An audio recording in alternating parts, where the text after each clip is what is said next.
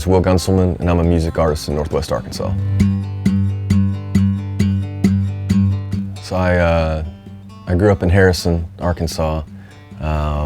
Was born there in 1985 and had just an amazing childhood. Amazing parents. I have an older sister, and we were all really tight growing up. Small town, rural living. My family had a farm, so most of my afternoons and evenings were spent, in four-wheelers, motorcycles, running around my dad's property. We didn't have that much property, but it felt like a whole new world. And just being able to see how the seasons changed, it was just a beautiful place to be.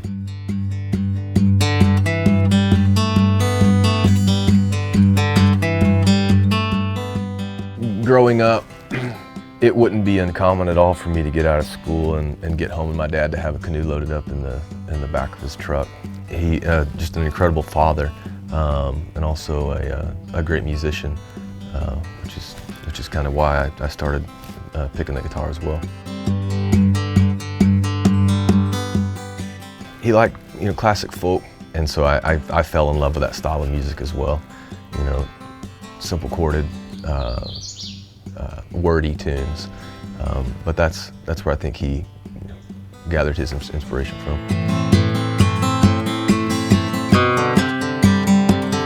He taught me not to overcomplicate it. He allowed me to go out and, I was trying to get out and play in bars, so you had to learn, 100 cover songs to get these gigs, and so focusing on that. But he really tried to plant the seed of, this is all you're gonna need. If you're gonna write, all you're gonna need is 3 chords. I usually stick with that rule, 3 to 4 chords. I had a friend come over, this is probably when I was 10 or 12 years old. My dad had a guitar laying out, and so he laid it on his lap, and I remember him playing Smoke on the Water, with his fingers. And my dad walked in, and he was like, no, not with that guitar. He said, if you want to learn how to play guitar, I'll get you your own guitar, but not that one, not yet. I've got a few that are my favorite, that I've kind of collected over the years, but my dad had bought me a 1995 Martin, and that was kind of my first, professional guitar, my first forever guitar. I would spend, hours and hours a day writing and playing the acoustic guitar, not with a band. You have to, you gotta mimic all the sounds. You have to do the drums, the melody, and so a lot of popping of the neck. And so over time, it's really, I think I'm probably 30 years out from a Willie Nelson, guitar, but I'm on track. People see that guitar and compliment it, that it's been loved on.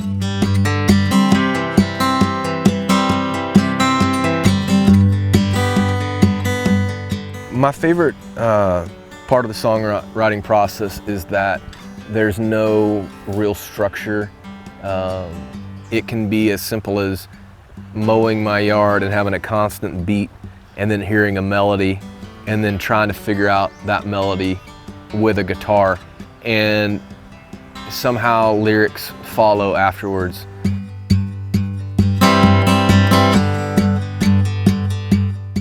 Really, I play guitar and I write because the words and melodies still come to me, and as soon as they don't, then I won't write anymore.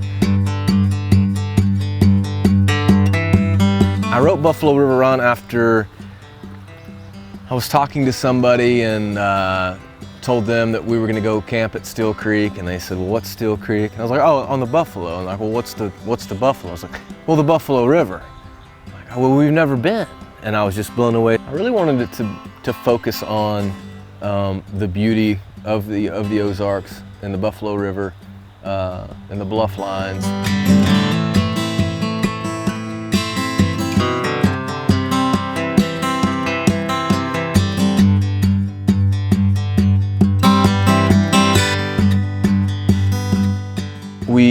often think of rain as being sort of a nuisance in running our time along the river, especially here on the Upper Buffalo. When the rain comes in, that means the river's coming up, and it's going to be a good time.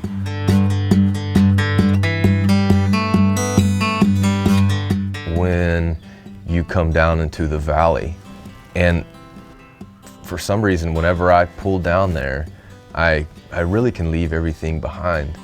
Coming in and you don't have self-service. You know, you can't worry about work. You have to be there.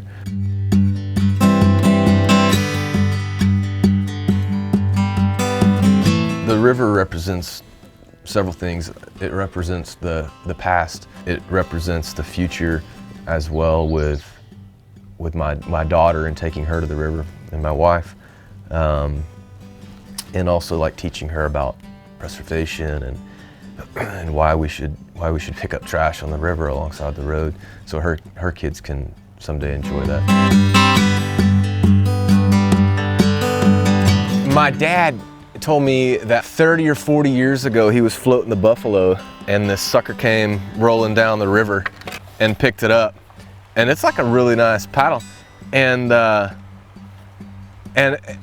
the side of it says Irma R. Jones, and he said he tried to find Irma for a long time, and I even did my fair share of Googling and never found Irma, but it'd be pretty tight to send this back to its respectful owner eventually. But I've been enjoying it for a couple decades until she gets it back or her family gets it back. But pretty sweet, man. It was my dad's. Yeah, long time. I don't know how long he had it. A long time though.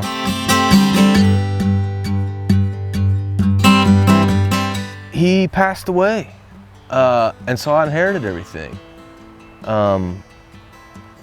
And would never get rid of this stuff. How could I ever need another canoe, or how could I ever need another paddle? Yeah, everything I need, everything he needed, built to last.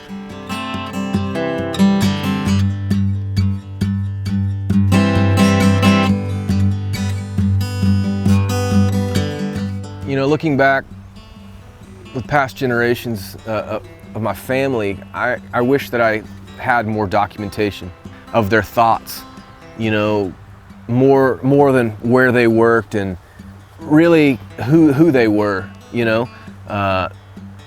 and so I think it's super cool to be able to translate my thoughts into songs in hopes that when I'm gone, my daughter or her family can still enjoy that and have that. I think that I have something that's worth saying because I'm willing to say something. I mean, I think that I've been, for some reason, been given a voice and some tiny bit of talent on the guitar for a reason, and I'm just trying to do the most that I can with that, and even if it's just for me, that's all I need.